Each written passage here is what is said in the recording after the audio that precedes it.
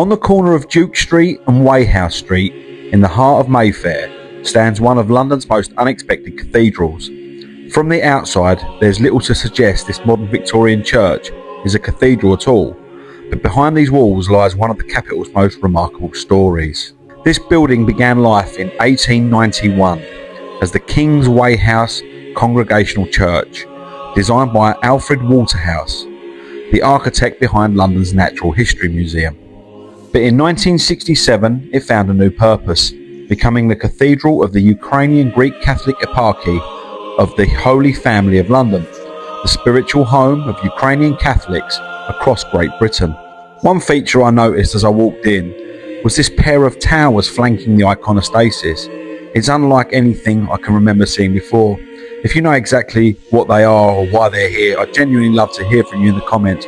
Whatever their purpose, they frame the iconostasis beautifully and make it even more striking focal point. It's here you begin to understand why so many people mistake this for an Orthodox church. In fact, this is a Catholic cathedral. The Ukrainian Greek Catholic Church follows the ancient Byzantine tradition while remaining in full communion with Rome, creating a unique blend of Eastern worship and Catholic faith.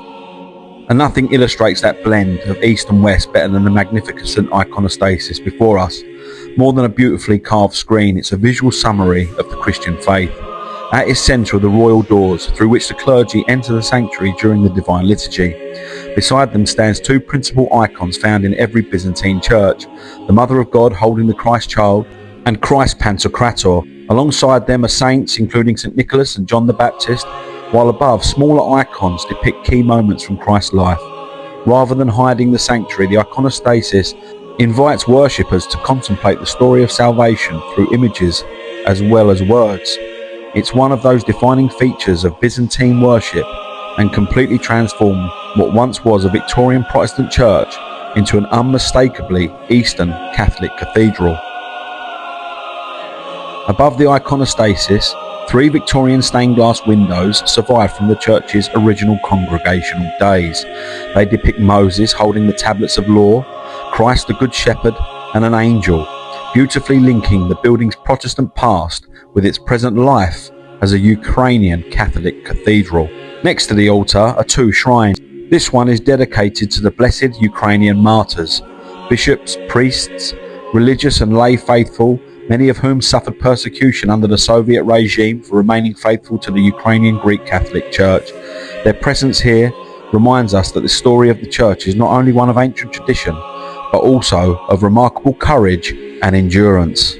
Opposite, this shrine is dedicated to the Mother of God. The Greek letters besides Mary's halo simply mean Mother of God, one of the oldest titles given to the Virgin Mary.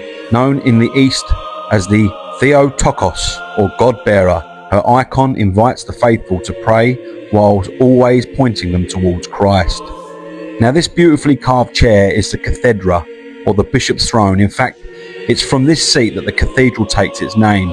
Wherever the bishop's cathedra is found becomes the spiritual centre of the diocese, or in this case, the Ukrainian Catholic Eparchy of the Holy Family of London. And I particularly love the 2 flags to either side.